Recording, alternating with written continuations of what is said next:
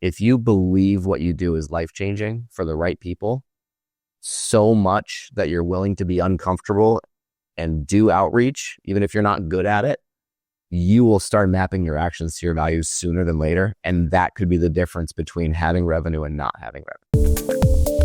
Step into the world of success with Your Brand Amplified, the ultimate podcast designed to unravel the intricacies of thriving businesses. I'm your host, Annika Jackson, and I'm on a mission to uncover the stories, strategies, and secrets that have propelled entrepreneurs and business leaders to success. I'm really excited to have this conversation with Steve Wallace. Steve, you have your own consulting business. You also work with Maverick, and I want to talk a little bit about those. But I love in your intro that you sent to me that you talk about being a devoted husband, a loving father, a man of unshakable faith, and an unapologetic hustler. Because I think when we lead with our families and those things that are really important to us, it makes the world of business that much better, right? It makes us stronger. And so kudos to putting us on point with knowing, okay, these are his values. Right away, we know who you are. Thank you. I appreciate it. And I'm really excited to be here. I've been looking forward to this podcast for a while. And I think what you're talking about is, and you can change out the F variable, but I like to lead with my faith foot forward, but also family, friends, right? The F variable can change. I like to lead with that so people know who they're working with. Yeah. Has that changed anything about people who are willing to work with you? I mean, do people look at, I can't imagine somebody would look at that and say, oh, I don't want to work with this person. But there might be people who want to work with people who are like just going to be all about the business first, right? And have more of a cold demeanor, which I think is part of why you do what you do, but even the world of sales. Totally. I get that kind of cold standoffish demeanor all the time. I don't perceive anybody deciding not to work with me as a result of me leading with those values first. What I do see occasionally is, so my style is conversational. I'm a relational and conversational seller. And some people, they schedule time with me to hear the pitch. So they want to get to the pitch. Oh, yeah. Okay. So I understand that time is valuable. Some of the people I'm meeting, their time is worth $2,000 an hour, right? So it's like, okay, that's a time investment for them. So I need to make sure that during that time, I've given them $2,000 of value. And if I'm sitting here chit-chatting about family, they're not into it. That's on me. I can pretty easily adapt. But you're crazy if you think they don't end up working with me because I built trust along the way, right? Yeah. The boundaries come down eventually. Amazing. So let's talk about your background. You have been in the world of finance, in the world of sales, your whole career. Were you always excited about, I mean, and most people, we're always selling, whether we know it or not, right? But most people aren't overtly like, I'm going to be in sales. This is the perfect job. Yeah. I think there's two types of people. The people who are like, I've heard sales is great. Let's go into sales. And then they get their teeth kicked in and they're like, why did I do this to myself? And then there's the second type who are like, shoot, sales is, I guess I'll start in sales. And they're a little bit more begrudging about it. And then what happens next is different for everybody. But no, I did not think I was going to end up in sales. I was told that at a younger age, I could talk to a wall if it talked back, and that I would thrive in people type environments. And that kind of led me to sales. But this was a learned thing for me. I did not expect to go into this. My mentality has changed over time. And I've wrapped my brain around some sales processes to the point where I'm really convicted in what I do, so much so that I happen to be able to sell better. But I wouldn't say I'm a natural salesperson. I'm a people person. I appreciate the nuance behind that, because you lead with the people side, which you even were just talking about. You want to learn about people's families. You want to establish that trust. And I would rather I will say I am more open to that kind of technique, right? Where somebody actually wants to get to know me. They want to know my pain points. They're not just going to see that I start a new job and decide that I must want to change my 401k over, right? Or whatever the case may be. You're talking about financial advisors on LinkedIn? Or whatever other thing that, So I just find it confounding that more people aren't doing and approaching life and business the way that you do, because I do think it establishes the know, like, and trust. It makes me know exactly who I'm working for, that they're going to understand if I have a situation going on. get out of a meeting or get out of what process we're in because of family emergency or whatever, because I would give you that same respect. So talk about developing into sales, how that happened, and then you kept pursuing it. And what are some of the things that were your aha moments that are like, yes, I'm a people person, but this is somewhere where I can really make a difference? Yeah, there were a couple of moments, and I'll try to keep the story short because this is part of you can extrapolate this out and next thing you know, you understand my whole career. There were a couple of aha moments. I started in insurance and I quickly realized that I did not want to go selling to my friends and family. Didn't want to. I did, but I didn't want to. So who's not friends and family? Okay, well, who's relatable? Who can I relate with? We all want that pre-established know, like, and trust factor. You have to work for it, but if I want as much common thread as I can find before reaching out to somebody. So that was business owners and professionals because I am both, right? I have been both for a long time. So I thought, wonderful. And the very first aha moment for me was when I, one, successfully reached a business owner, and two, they worked with me. I could trace it all the way back to my efforts and no one else's. I did everything. And I was like, wow, that was fun. I can do this again and again, and it'll be a lot of work. It'll take a lot of time. I'll have to get better and improve my skills over time so I can do it more consistently. But I can do this. My time is worth that outcome, and vice versa. That outcome, the ends justify the means type of mentality. Yeah. That was number one. That was the first aha moment. The second aha moment was years later, where I started teaching people all the things that I did to become successful. So I'm what I call a conscious competent, right? I can study what I've done, recreate it, and expand on it and teach others it. So it makes me a natural coach. And that the second aha moment was teaching others to do what I had done and watching them succeed. And I said, oh, wow, this is really interesting. So not only can I sell, but I can also teach people to sell. And I get more joy out of seeing others succeed than myself. So two really big aha moments that helped me. One, not only lean into sales and want to do more of it, but two, teach others to do the same. Yeah. Fantastic. What does that look like today? You have your consulting business, you coach people, you also are the chief revenue officer of Maverick App. Right. So what does that look like in what sense of the word? Your day-to-day, are you spending more time helping people set up systems, teaching people systems because you have this duality in your roles? Right. For the audience to know, they merge really well together. So this isn't the pitch. This is just literally what Maverick App does. Maverick App is a salesperson's best friend because it gives their time back to them. Mm-hmm. So for example, if I were to challenge you to pretend you're in day one of your business and you have no referral partners, no meetings, no revenue, no networking, nothing. What you would have to do is go build a list of people and get them onto your calendar and try to position your services and help them some way, right? That will take your time. Maverick App will automate that for you. So it's like, oh, cool. I don't have to build my own lists. Maverick App will do it, right? Yeah.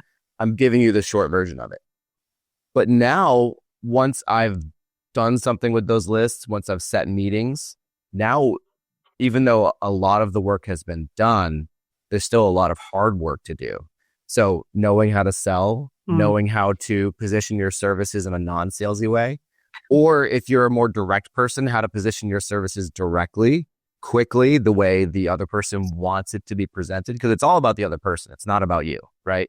So knowing how to sell and build a sales process, Maverick App can't do that. There's nothing that Maverick App can do to help that. So if Maverick App were to deliver 500 leads in a month, most people would say, sign me up, let's do it, right? But then that's not the full picture. You still have to do the work and close them and follow up and language to use, right? Pre-closing mentality language. You get the idea. So yeah, my work is on both sides of that scale. Nice. That makes a lot of sense.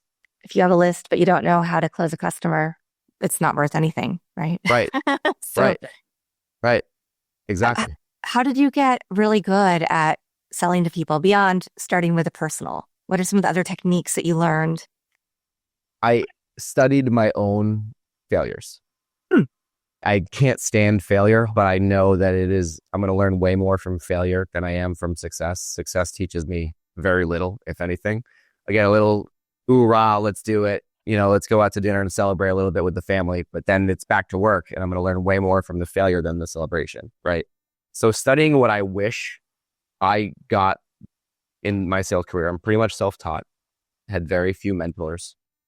So studying my own failures, and there were a lot of them, and also asking myself, what do I wish that I had?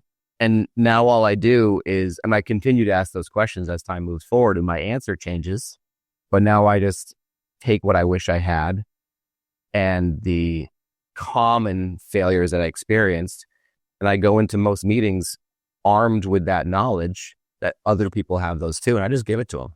Right? So I give them what I wish I had, and usually they like it, and I challenge them to do something that I myself couldn't do, and usually it helps them. So it's a lot of study of the past. It's the opposite of investment advice, where an advisor will tell you past results do not indicate future returns. This is the opposite. Like, hey, past outcomes actually do help future. Would you be willing to share one of the things that you consider a biggest failure, really a life lesson? I always say this because everything like you're pointing out, everything we've done, we can study and figure out how to do it better next time. But I'd love it if you're willing to share. Oh, I have one of my favorite ones to share. I'm ready. So this goes back to the beginning of my sales career. I spent a year at an insurance agency. They weren't great training, not great leadership, but I did do well there for a first year agent. I hit rookie of the year on small cases, no real super affluent clients, just doing the simple stuff, right? It paid my bills and I was doing okay. And then, remember I told you I would talk to anybody that would talk back. It wasn't skill. It wasn't consultative knowledge about the insurance world. I would just talk to people and build trust. And what that created was a few really hot leads, bottom of funnel leads who were affluent and ready to spend or invest a pretty substantial amount of money. If those leads, those prospects closed and became clients of mine, every one of them represented a year of bills paid for me. Wow. Just by pure dumb luck, if I'm being honest with you. I mean, like I did the work to get them, but I didn't have the consultative ability then that I have now. And there's the problem. Here's my failure. I didn't have the skill set, the confidence, or the self-respect of my own boundaries to reach out to agency leadership and say, I don't know where to take this, right? I don't know how to position this in a valuable way to this business owner who makes 10 million a year. I don't know what I'm doing. You know what I mean? I reached out to them once. I remember one time and said, hey, I have these leads. Can you help me out? And they say, let me know when it's real. And I'm like, I've done everything I know to do to make it real. They wanted a piece of the puzzle, piece of the cake. I'm happy to give it, but they need to help me out. Right. I wanted their help. They didn't know how big the cake was, so they weren't giving help. And around this circle we went. I chased those big leads. And here's the lesson and the failure. I chased those big clients instead of continuing to pursue the smaller cases that made me successful. I didn't lose my job because you can't really get fired in insurance. You just leave and go to another agency. But I lost my income. My car got repossessed. I went into pretty catastrophic financial depression at that time, right? And this is a long time ago. Skipped Christmas one year because I didn't have a car because I was so anxious and depressed to tell my family that I had failed. And it was really, really hard for me to pull myself out of it. It took about a year. Bartended, saved some money, started paying off debt, did the bootstrapped effort thing. And after a while, I had finally licked my chops enough to stop feeling sorry for myself and started studying sales, business development, communication, because I swore to myself, I'm never going to let this happen ever again. And now one of my core values in sales is keep doing the simple work. Consistency, even in small increments, is way more important than big home runs. Yeah. And that's something I think so many of us fall into the, shiny object that has a lot of money that they can give to us for our organizations, our companies, that will help us earn a big potential profit. Right. That we get into the same thing where we don't cultivate the smaller clients that might be very consistent, and they don't take as much power, right? They don't need as big of a team, which also might mean it's less of a headache and so many things. Because I've definitely gone down this path before and thought I had agreements with people, and then they lost one of their funding streams and they're like, nope, I don't have to pay you anything. And I've already spent the money on my team. So I'm very in tune with what you're saying. And like, we have that optimism as business owners, but also that pride that we want to land that big deal, right? That's what's going to put us on the map. Yeah. This is the one thing that's going to do it for me. And I find that no matter what I do, when I find a silver bullet, which I've learned doesn't exist, and that's another core statement, silver bullets don't exist. But every single time I find something I think will move the needle way more than something else, it saves me time, but I still have to do the work to make it work for me. So it moves the needle, and that's good, but not the way I thought it would. There's no silver bullet for any of us. No, this is so true. Now, what was it like when you decided to go from working for other people's businesses to moving fully into entrepreneur? I mean, I think a lot of that probably is still very entrepreneurial or intrapreneurial within the organizations, but was there a big shift when you started your own company? Yeah. Oh, yeah. There's a whole new podcast. We have to book another podcast about this one. No. Well, the big things for me were like the systems and figuring out how to make the things that I took for granted work for myself.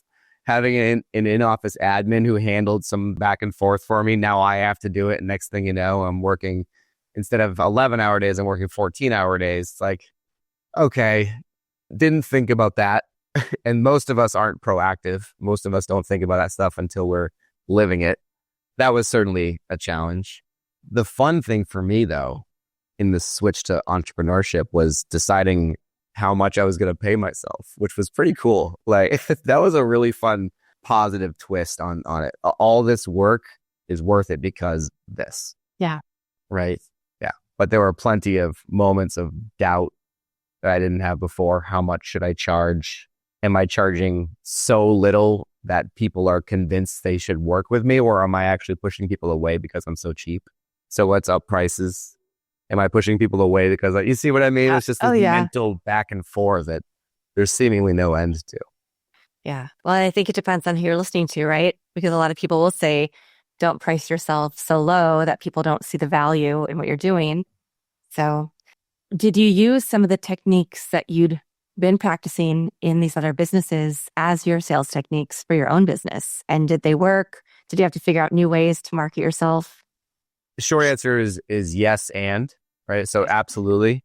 It was just a pivot because I changed industries.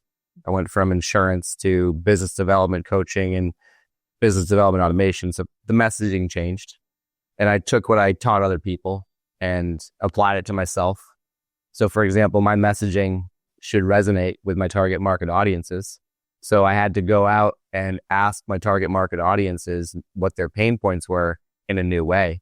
Yeah. And then take those pain points and start flipping them into questions, which is a piece of advice I would have for your audience. If they're struggling with messaging and setting meetings, is make sure you're speaking your target market's language. I don't care what industry you're in, just speak their language. Don't make them speak yours and ask them questions about it. So I did that. The second answer, when I said yes and, it was really seamless because the tactics that I was doing, forget about the messaging.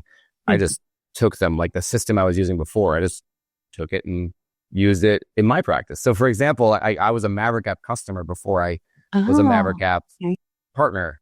I just took Maverick App, changed the messaging, which I already addressed, but I kept the fundamentals. So a puzzle piece moved out, a new one moved in, plug and play. Nice. So it was actually a pretty smooth transition. Yeah. That sounds amazing.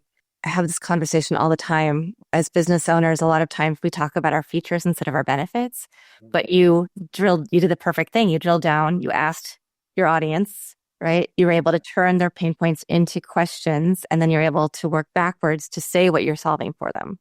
So they'll want to work with you instead of just some of the cold outreach that we get. Right. Yeah. And I'm a huge fan of cold outreach, but make it relevant. Yeah. So what do people get wrong in automations, and what does Maverick solve for them? Yeah, my favorite answer, and it's not just my favorite, it's my favorite because it's true. People generally look at automations as a replacement for their efforts. Wrong. If you are not doing something already, don't automate it because you won't appreciate it. you won't understand what you're automating. Mm-hmm. Right? So that's number one. And I'll give you an example, a real world example. You should be, in my opinion, automating what is most challenging for you, time consuming for you, or paying for you. So if list building is my most time consuming challenge, who do I reach out to? How do I reach out to them? Making sure the contact information is good. If that's a challenge for me and I'm not doing it already, then automating it isn't going to suddenly make it any easier, right? If I find one person a day, that's not spending a lot of time on it. How do I say this? If I look for 50 new people a day, now it's a time consuming process. So if somebody comes to me and buys Maverick App to do something that they're not already doing, then we're not actually solving a problem. We're adding a problem because now they have to learn a new system, learn something they haven't done before because they're not doing it, which means they bought us for the wrong reason. And if it's not the right reason, why did they buy us? So long story short is if you're not doing something, don't try to automate it. At least not yet, because you're not actually solving any problems for yourself. Okay. Does that answer the first part of your question? Absolutely. That makes so much sense. How many of us, raising my hand, have me too. This is from tech experience. stacks, and we're like, I don't even have time to figure out how to use this because I have so much other things to focus on right now. And maybe I'll get to that someday. And then you don't get to it. You spend all this money. Me too. Me too. I'm sharing this not because I came to the table with this solution in my mind and have never made the mistake. I've made the mistake so many times that I realized what I was doing wrong, right? The second answer to your question is what do people do wrong with automation, especially in cold outreach and prospecting, is the messages are too long. The lists that they're sending messages to are not segmented. I would never want to send the wrong message to the wrong market. Always has to be on point. Sending too many, too often. And there's some digital technology stuff behind the scenes that we could talk about another time too. But a lot of stars have to align in order for your automation to be successful for you. Yeah.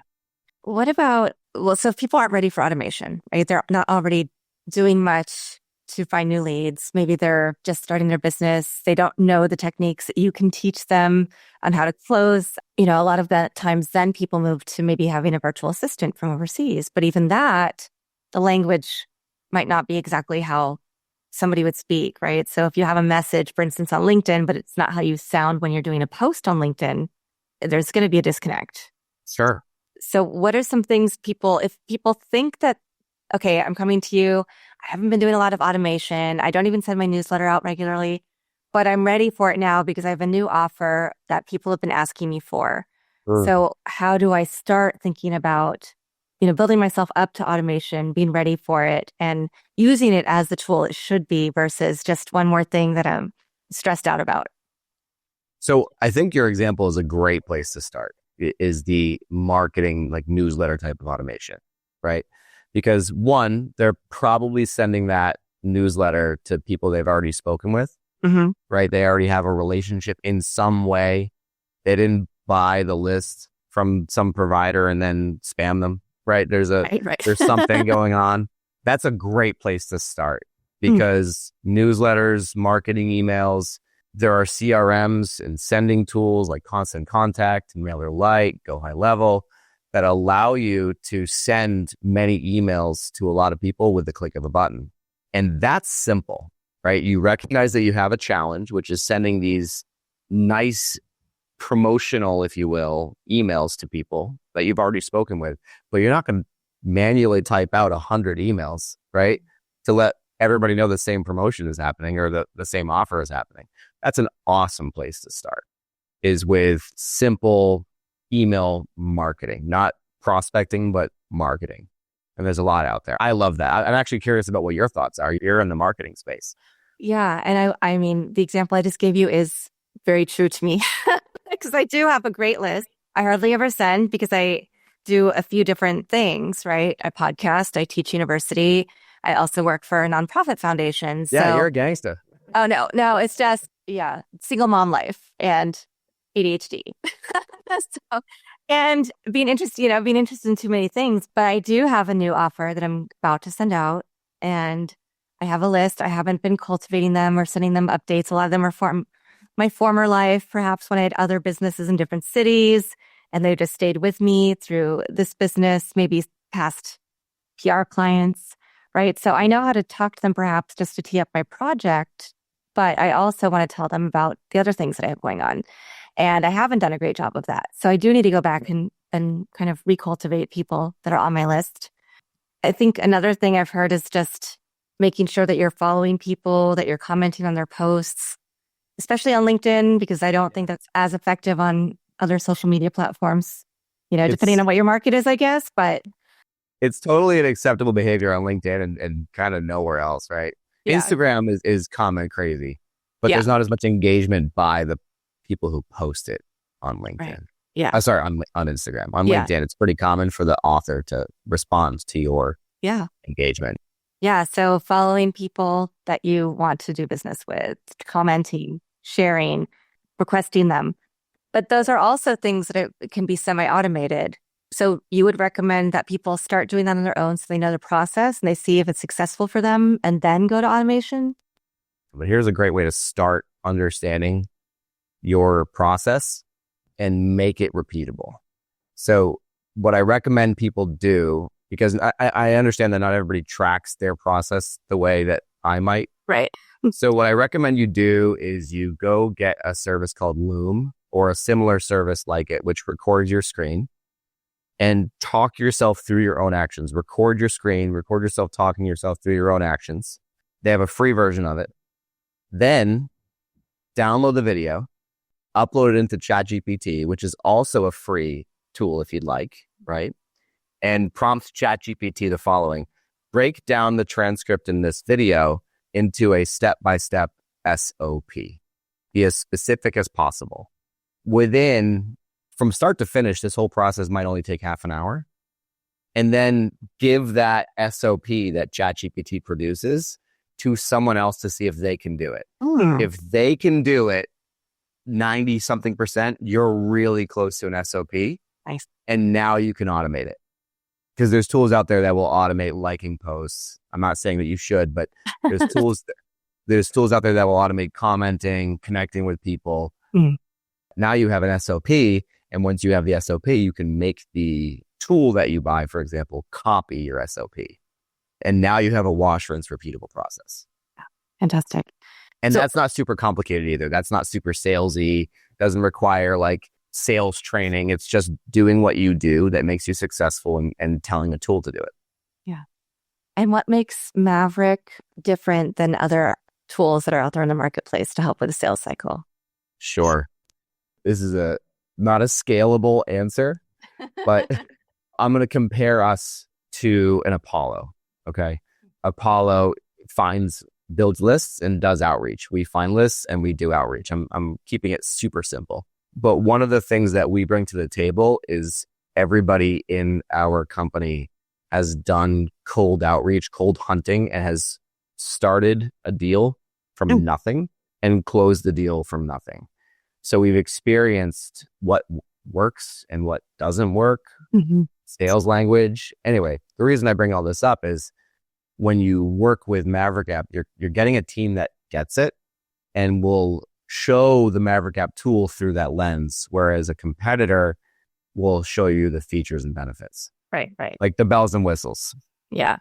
So it's going to come down to, if all things are equal, which they're not, but if all things are equal, it would come down to understanding how this solves sales problems versus this is a product. Yeah. That makes a big difference.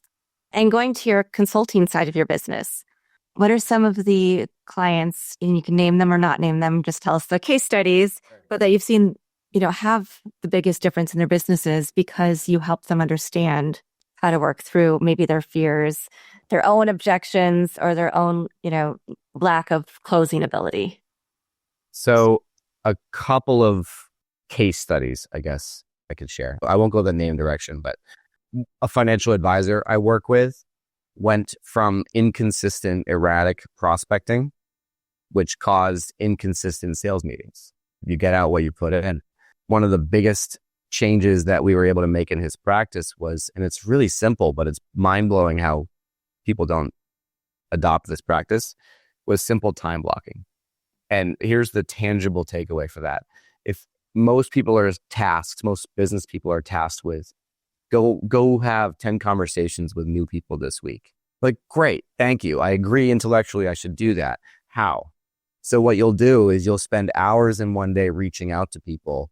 You'll spend most of your day doing it. You'll get burned out. And if you didn't set any meetings, you won't want to do it again the next day. Right. So you'll be inconsistent. And that's what was happening with this advisor. So I said, start on time, end on time, same time, every day, reaching out to the same people, same type of people every day with the same message that matters to them. And when you end, I don't care if you didn't set any meetings. You care that you did it. That's it. Endorphin rush, right? Like, checkbox. I did my job. I went out. I did the hard work. I prospected. I cold called, whatever. Now, because he's doing that, he's getting 2 to 3 new meetings a day, which is like, holy cow, right? And that's simply time blocking, but it's not just time blocking. It's the psychology behind it. That's number one. The second one is I was able to witness this moment where another client of mine was afraid to pick up the phone, and we did a live cold calling session. We did some training, and he went from too afraid to pick up the phone to keeping a sales director on the phone for like 6 minutes, asking questions and just positioning the next call. And I was like, whoa, right in front of my eyes, And so just a really, really, really big win. Yeah. Fantastic. And one thing I hear about the time blocking is also the consistency with creating a pattern, something that you do at the same, like you said, the same time every day, building up your confidence, maybe getting better at how you present things. But also consistency is the number one thing that I see that has helped in several of the things that I do. Just showing up, even if the podcast, getting content out every week, right. Whether I am tired or anything else, but I also get really inspired and energized from these conversations because it also gives me things to think about. And I love hearing other people's perspectives. Yeah. Yeah. Having a peer group, even people who don't do what you do. Yeah. They share an idea and you're like, wait a second, I don't do what they do professionally, but I like that idea. How do I do that? Yeah, exactly. Yeah. It makes a big difference. And I wanted to talk about another difference. Sure. In your life, because one of the questions and the things that you sent me in your bio information is, what is your family life like? So I want to learn more about how you infuse your family, into your core values and also your faith. So let's start with faith. Yeah. My favorite topic in the whole world. Business is a love language, but faith is the most important thing in my life. So my wife and I met at church. So this is a really easy connection over to family. But faith for me becomes kind of a reason why I do what I do. And I'm not trying to get all religious or preachy with you or the audience, but I'm a lover of Jesus, okay? And it gives me an opportunity to, even if I'm not mentioning that name, even if I'm not mentioning church, it gives me an opportunity. Faith is, like, conviction in my faith gives me an opportunity to show people joy, which is a choice. I don't subscribe to defeatist behavior. I don't subscribe to how terrible the world is right now. I do agree that it is difficult out there. There's a lot of things changing in our world, in our economy. There's a lot happening, and there is reason to be upset. I just don't believe in subscribing to it nonstop. Give it its time, move on, and choose joy. And so what I hope happens is, as people hear this, they hear somebody who, to keep it common and non-religious, just has faith in good things, right? And I choose to show people that in the meetings I have. My hope is that from a business perspective, here's the overlap, that people see somebody who is going to do what's right for them, because that's the code that I follow as a man of faith, right? Including telling them, hey, sorry, we're not the right fit sometimes. Yeah. So that's how I believe faith merges into my professional world. And I hope that answers your question. Yeah, I do think that when at the core of faith, right, is love, like you said, joy, but also loving yourself enough to be able to share your gifts with other people and to like you said, be honest, authentic, to live in that space and just come from an ethical point of view, right? You're not taking on clients who you can't help right now. You're saying, hey, you might need to do this and then come back to me because I want to make sure that we do this correctly, that you're set up for success. Right. I don't want to make a business case for somebody else about why they should work with me. I want to make a business case for somebody else about why they should consider an idea. Yeah. Like I met with somebody yesterday and they're straight up not a good fit for us. And I told them that, but I did say, let's meet again. I'm going to bring somebody to the table that I think you should have a conversation with. If there's a way that I can improve that work that you two agree on, so be it. I don't necessarily need it to be me. What I want is that this time was dialed for you. And so we're going to put that on the calendar and I have no problem with sending it to a different company, right? Because the world needs more of that. Yeah. Right? We should be doing feel good business, shouldn't we? Yeah, absolutely. Right. So yeah. And I also loved your comment that, we do have to acknowledge there are a lot of challenges going on. Every day we don't know quite which way the wind is going to blow. Right. But if you have self-mastery, you understand who you are, you can come at things from a calm point of view, you have faith, belief, however you want to position that, I think that helps us as well feel better about where we are and who we are and how we stand up in the world, in business and in life. And so what does your family life look like? How does that play into your world of business? So it's family first of all. And most of my customers understand if I need to reschedule for family reasons. Always family first. My wife, wonderful woman, is a former business owner herself. So she understands my world. She'll also be the first person to tell you, if Steve mentions LinkedIn one more time, we're getting a divorce. I'm on LinkedIn a lot. So that's one of the ways your audience can reach out if they would like to have a conversation. Yeah. But no, she understands. She understands the flexibility that I need to build these businesses. But at the end of the day, my why, other than faith, is them. I have a beautiful 3, soon to be 4-year-old. I have a 12-year-old boy and a 14-year-old boy. Those are from my wife's prior marriages, but guess what? They're mine. Yeah. And my 14-year-old, we just had a discussion about what it would look like to take a small role in one of the companies to put on his resume for experience. Doesn't matter if he loves it or hates it. He can if he wants it. So I'm just connecting my family to my why. They are my why. They're the reason why I work really, really hard. If this doesn't work out, then it's all for nothing. So there is no other option. Yeah. If that makes sense. And somebody listening might say, well, sure there is. You can do something else. Yeah, but they're still my why. Yeah. Yeah. It's beautiful. What is one thing that everybody listening should think about as they're thinking about their business journey, their sales journey? I've also had conversations with people where they say, you have a business only when you have customers, right? We can do all the paperwork. We can file all the paperwork. We can do all the other stuff. Yeah. But that's something that has really resonated with me. And so people can get a panic trying to get to their first sale. But so what are those other things? Because you've given us a lot of great advice through this whole episode. Oh, thanks. I always have 2 answers. I'll try to give you the easiest one. Okay. There are, generally speaking, 2 types of people in the business world. Those who believe in outreach. That's me. I believe in both. I believe in attracting people to you. That's the second type. But you're inclined to do one or the other. One is to do outreach. One is to let people come to you. So it's go to them or let them come to you. Those are the only 2 ways you can grow your company. That's it. Inside of each of those topics, there are methods. There are tactics. Maverick App is one. Cold calling is one. Search engine optimization, marketing, messaging, content. Those fall into a different type. But those are the only 2 general types. I think it makes sense for your audience to decide early on, do you believe it's better for you to let people come to you?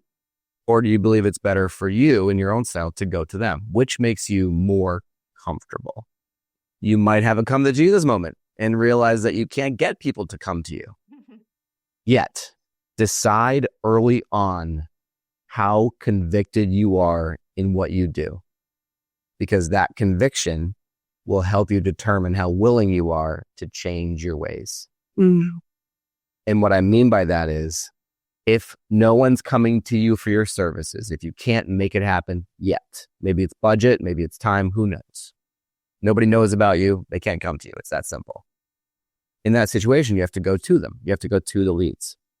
If you believe what you do is life-changing for the right people, so much that you're willing to be uncomfortable and do outreach, even if you're not good at it, you will start mapping your actions to your values sooner than later. And that could be the difference between having revenue and not having revenue.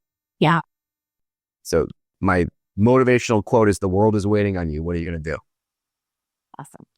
How did you know? My next question. Of course, you've listened to the podcast, so of course you know. But that is such great advice, because I do think there are people who are very comfortable going out, and there are people who are maybe not as comfortable going out and making that ask. It doesn't feel authentic, but you can build up that skill set, right? Right. And it's okay too, by the way, for everybody listening, like, I'm not positioning one as better than the other. I wish I was an amazing marketer. I'm an okay marketer. I wish I had 100 people coming to me a day. I don't. I have to do more outreach, right?